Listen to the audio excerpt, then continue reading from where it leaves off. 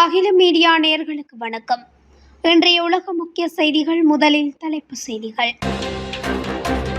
இஸ்ரேலுக்கு உளவு பார்த்தவரை தூக்கிலிட்டது ஈரான். பாகிஸ்தானில் ட்ரோன் தாக்குதலுக்கு பலர் பலி. உலக நாடுகள் மீதான அமெரிக்காவின் அதிக வரி விதிப்புக்கு வர்த்தக நீதிமன்றம் தடை. ட்ரம்ப் அதிர்ச்சி. தென்கொரியாவில் கடற்படை விமானம் விபத்து. அமெரிக்காவில் பரபரப்பை ஏற்படுத்திய துப்பாக்கிச் சூடு, 2 உயிரிழப்பு. ட்ரம்ப் நிர்வாகத்தில் இருந்து விலகினார் எலான் மஸ்க், அதிர்ச்சியில் ட்ரம்ப். ஸ்பெயின் தீவு அருகே புலம்பெயர்ந்தோர் படகு கவிழ்ந்து விபத்து, 7 பேர் உயிரிழப்பு. காசா உதவி மையத்தில் துப்பாக்கிச் சூடு, பலர் காயம். நேபாளத்தில் நிலநடுக்கம். தொடர்பான விரிவான செய்திகள். இஸ்ரேலிய புலனாய்வு அமைப்பான மொசாட்டிற்கு உளவு பார்த்தார் என குற்றம் சாட்டப்பட்ட ஒருவரை தூக்கிலிட்டதாக ஈரான் அறிவித்துள்ளது. ஈரான் நீதித்துறையின் ஊடாக மையத்தின் தகவலின்படி பெட்ராம் மதானி என அடையாளம் காணப்பட்ட நபர் விசாரணை, மேல்முறையீடு மற்றும் ஈரானின் உச்ச நீதிமன்றத்தின் தீர்ப்பின் இறுதி உறுதிப்படுத்தல் உள்ளிட்ட முழு சட்ட செயல்முறைக்கு பிறகு நேற்று புதன்கிழமை காலை தூக்கிலிடப்பட்டார். சுமார் 5 ஆண்டுகளுக்கு முன்பு கைது செய்யப்பட்ட மதானி மொசாட்டுடன் தொடர்பு வைத்திருந்ததாகவும் சட்டவிரோத வழிகளில் சொத்து சேர்த்ததாகவும் குற்றம் சாட்டப்பட்டார். கைது செய்யப்படுவதற்கு முன்பு அவர் உளவுத்துறை நடவடிக்கைகளில் பயிற்சி பெற ஜெர்மனிக்கு பலமுறை பயணம் செய்திருந்தமையும் உறுதிப்படுத்தப்பட்டுள்ளதாக ஈரான் தெரிவித்துள்ளது. பாகிஸ்தானில் நடத்தப்பட்ட ட்ரோன் தாக்குதலில் 7 குழந்தைகள் உட்பட 22 பேர் படுகாயப்படைந்துள்ளதாக சர்வதேச ஊடகங்கள் செய்தி வெளியிட்டுள்ளன. பாகிஸ்தானின் கைபர் பக்துன்குவா மாகாணத்தில் குறித்த தாக்குதல் நேற்று நடத்தப்பட்டுள்ளது.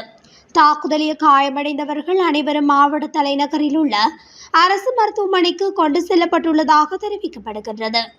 அங்கு அவர்களுக்கு தீவிர சிகிச்சை அளிக்கப்பட்டு வரும் நிலையில் அதில் 13 வயது சிறுவன் உட்பட 2 பேரின் உடல்நிலை மிகவும் கவலைக்கிடமாக உள்ளதாக தெரிவிக்கப்பட்டுள்ளது. அத்தோடு 15, 18 மற்றும் 19 வயதுடைய 3 பேருக்கு பலத்த காயங்களும் மீதமுள்ளவர்களுக்கு லேசான காயங்களும் ஏற்பட்டுள்ளதாக குறிப்பிடப்படுகின்றது. இந்த தாக்குதலானது ட்ரோன்களை கொண்டு நடத்தப்பட்டிருக்கக்கூடும் என சந்தேகிக்கப்படுவதாக தெரிவிக்கப்பட்டுள்ளமை குறிப்பிடத்தக்கது. கடந்த ஏப்ரல் தொடக்கத்தில் இந்தியா, சீனா உள்ளிட்ட பல்வேறு நாடுகளுக்கு வரி உயர்வை ட்ரம்ப் அறிவித்துள்ளார். இதை எதிர்த்த சீனாவுக்கு வரி 145% வரை உயர்த்தப்பட்டது. மற்ற நாடுகளுக்கான வரி உயர்வு தற்காலிகமாக நிறுத்தப்பட்டது. இதற்கிடையே சீனா அமெரிக்கா பேச்சுவார்த்தை நிலைமையை சற்று சுமூகமாக்கியது. ட்ரம்ப் நிர்வாகத்தின் வரி விதிப்பு கொள்கைக்கு எதிராக அமெரிக்காவின் பல மாகாணங்களில் வழக்கு தொடரப்பட்டன. அதில் அதிபர் ட்ரம்பின் அதிக வரி விதிப்பு கொள்கை சட்டவிரோதமானது. இது அமெரிக்க பொருளாதாரத்தில் குழப்பத்தை ஏற்படுத்தியுள்ளது. சர்வதேச அவசர பொருளாதார அதிகார சட்டத்தின் அடிப்படையில் ட்ரம்ப் தன்னிச்சையாக வரிகளை விதிக்க முடியும் என்று கூறுகிறது தவறானது. வரிகளை விதிக்க பாராளுமன்றத்துக்கு மட்டுமே அதிகாரம் உள்ளது. அவசர நிலை வெளிநாட்டில் இருந்து அசாதாரண அச்சுறுத்தல் இருக்கும் போது மட்டுமே அதிபர் சர்வதேச அவசர பொருளாதார அதிகார சட்டத்தை செயல்படுத்த முடியும். எனவே வரி விதிப்பு கட்டணங்களை சட்டவிரோதமானது என்று அறிவிக்கவும், அரசு நிறுவனங்கள் மற்றும் அதன் அதிகாரிகள் அவற்றை செயல்படுத்துவதை தடுக்கவும் உத்தரவிட வேண்டும் என்று அந்த மனுக்களில் தெரிவிக்கப்பட்டிருந்தது. இந்த நிலையில் இந்த வழக்கை விசாரித்த வர்த்தக நீதிமன்றம் உலக நாடுகள் மீதான அமெரிக்காவின் அதி உயர் வரி விதிப்புக்கு தடை விதித்து உத்தரவிட்டுள்ளது. இந்த வழக்கின் விசாரணையில் அமெரிக்க ஜனாதிபதிக்கு வரம்பற்ற அதிகாரங்களை வழங்கப்படவில்லை. ஒரு அசாதாரண அச்சுறுத்தல் அல்லது அவசர காலத்தின் போது தேவையான பொருளாதார தடைகளை விதிக்க மட்டுமே ஜனாதிபதிக்கு அதிகாரம் உள்ளது என்றும் அதிபர் ட்ரம்ப் தனக்கு இருக்கும் அதிகாரத்தை மீறி செயல்படுவதாக கூறி நீதிபதிகள் அவருக்கு எதிராக கண்டனம் தெரிவித்துள்ளனர். தென்கொரியாவின் தெற்கு நகரமான போகாங்கில் கடற்படை விமானம் விபத்துக்குள்ளாகியுள்ளதாக உள்ளூர் அரசாங்க அதிகாரியொருவர் வியாழக்கிழமை தெரிவித்துள்ளார்.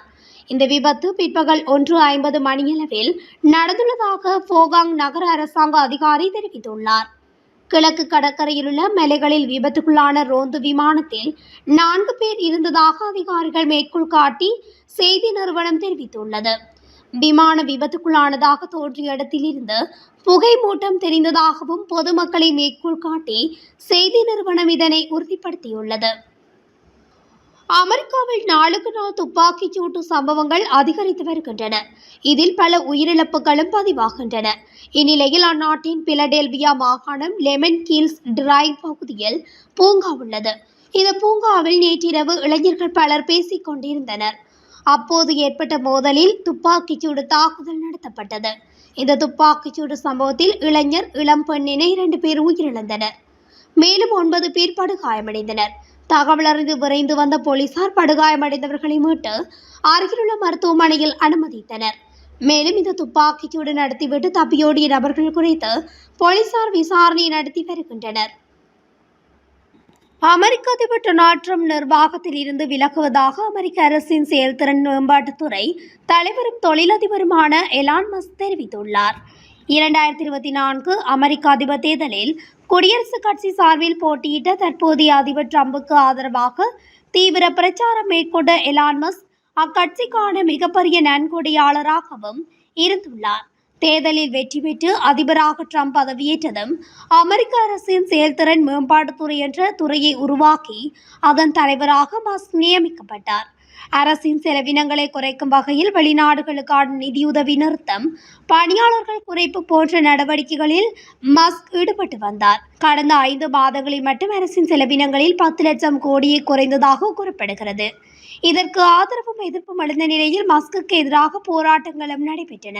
அமெரிக்க அரசின் செயல்திறன் மேம்பாட்டுத்துறை தலைவராக 130 நாட்கள் மட்டுமே பொறுப்பு வகிக்க ஒப்புக்கொண்டிருந்த மஸ்கின் பதவிக்காலம் இம்மாத இறுதியுடன் நிறைவடையுள்ளது. இந்த நிலையில் பொறுப்பிலிருந்து விலகுவதாக மஸ்க் அறிவித்துள்ளார். இது தொடர்பாக அவர் வெளியிட்ட பதிவில், சிறப்பு அரசு ஊழியராக எனது திட்டமிடப்பட்ட பணிக்காலம் நிறைவடைந்தது. தேவையில்லாத செலவினங்களை குறைக்க எனக்கு வாய்ப்பளித்த அதிபர் ட்ரம்புக்கு நன்றியை தெரிவித்துக் கொள்கின்றேன் என குறிப்பிட்டுள்ளார். வெள்ளை மாளிகை அதிகாரியொருவர் எலான் மஸ்கின் விலகலை AP செய்தி நிறுவனத்திடம் உறுதி செய்துள்ளார். மொரோக்கோ அருகே உள்ள ஸ்பெயினின் கேனரி தீவு கூட்டங்களை துறைமுகத்தை நோக்கி சிறிய படகில் புலம்பெயர்ந்த ஒரு கும்பல் வந்து கொண்டிருந்தது. இந்த கும்பல் வந்த படகு திடீரென கடலில் கவிழ்ந்தது. இதில் 4 பெண்கள், 3 சிறுமிகள் என 7 பேர் பரிதாபமாக நீரில் மூழ்கி உயிரிழந்தனர். சிறிய படகில் 100க்கும் மேற்பட்டோர் பயணம் செய்ததும் விபத்துக்கு காரணம் என அதிகாரிகள் தெரிவித்தனர். ஸ்பெயின் மீட்புப்படை அதிகாரிகள் பெரும்பாலானவரை காப்பாற்றியுள்ளனர். இந்த விபத்து கரையிலிருந்து 9 கிலோமீட்டர் தொலைவில் நடந்துள்ளது. காசா உதவி மையத்தில் துப்பாக்கிச்சூடு நடத்தப்பட்ட சம்பவத்தில் பொதுமக்கள் பலர் காயமடைந்துள்ளதாக சர்வதேச ஊடகங்கள் செய்தி வெளியிட்டுள்ளன. காசாவில் உள்ள ஒரு உதவி விநியோக மையத்தில் ஏற்பட்ட குழப்பம் காரணமாக ஒருவர் உயிரிழந்ததுடன் 48 பேர் படுகாயமடைந்துள்ளதாக தெரிவிக்கப்படுகிறது. குறித்த விடயத்தை உள்ளூர் சுகாதார அதிகாரிகள் தெரிவித்துள்ளனர். பாலஸ்தீனியர்கள் கூட்டம் அந்த மையத்தை முற்றுகையிட்டதால் குறித்த சம்பவம் இடம்பெற்றதாக குறிப்பிடப்பட்டுள்ளது. இஸ்ரேல் மற்றும் அமெரிக்க ஆதரவுடன் செயல்படும் காசா மனிதாபிமான அறக்கட்டளை நிர்வகிக்கும் தளத்தில் உதவி பொருட்களை பெற முயன்ற கூட்டத்தினர் மீது இவ்வாறு துப்பாக்கிச்சூடு நடத்தப்பட்டுள்ளதாக குற்றம் சாட்டப்பட்டுள்ளது. சம்பவ இடத்தில் இருந்தவர்கள் இஸ்ரேலிய டேங்க் மற்றும் துப்பாக்கிச்சூடு சத்தங்களை கேட்டதாகவும் ஒரு இராணுவ உலங்கு வானூர்தி பாதுகாப்பு நடவடிக்கையின் ஒரு பகுதியாக தீச்சுடர்களை வீசுவதை கண்டதாகவும் தெரிவித்தனர். பாலஸ்தீனிய பகுதிகளுக்கான ஐநா மனித உரிமைகள் அலுவலகத்தின் தலைவர் அஜித் சங்கே ஆரம்பகட்ட மதிப்பீடுகளின்படி பெரும்பாலான காயங்கள் இஸ்ரேலிய இராணுவத்தின் துப்பாக்கிச் சூட்டினால் ஏற்பட்டவை எனவும் தெரிவித்துள்ளார். இதற்கு இஸ்ரேலிய இராணுவத்துக்கும் நெதன்யாஹுவுக்கும் அவர் தனது கண்டனத்தையும் தெரிவித்துள்ளார். இந்த சம்பவம் காசாவில் நிலவும் அவநம்பிக்கையான மனிதாபிமான சூழ்நிலையையும் உதவி விநியோகத்தின் போது பொதுமக்களின் பாதுகாப்பை பற்றிய அவசர கேள்விகளையும் எழுப்பியுள்ளமை குறிப்பிடத்தக்கது. நேபாளத்தின் மேற்கு பகுதியில் உள்ள காஸ்கின் மாவட்டத்தில் புதன்கிழமை நிலநடுக்கம் ஏற்பட்டது. இதுகுறித்து தேசிய நிலநடுக்க கண்காணிப்பு மற்றும் ஆராய்ச்சி மையம் தெரிவித்ததாவது, புலிப்பாங் பகுதியை மையமாக கொண்டு புதன்கிழமை காலை 11:56 மணிக்கு நிலநடுக்கம் ஏற்பட்டது. ரிக்டர் அளவுகோலில் இந்த நிலநடுக்கம் 4.4 அலகுகளாக பதிவாகியுள்ளது. இதன் அதிர்வுகள் அருகிலுள்ள லம்ஜுங், தென்கியூ மற்றும் பர்வத் மாவட்டங்களிலும் உணரப்பட்டன. எனினும் இந்த நிலநடுக்கத்தால் உயிர் சேதமோ பொருள் சேதமோ ஏற்பட்டதாக உடனடி தகவல் இல்லை. இத்துடன் அகில மீடியாவின் இன்றைய உலக முக்கிய செய்திகள் நிறைவடைகின்றன. தொடர்ச்சியாக செய்திகளை அறிந்து கொள்ள அகில மீடியா ஊடகத்துடன் இணைந்திருங்கள். நன்றி, வணக்கம்.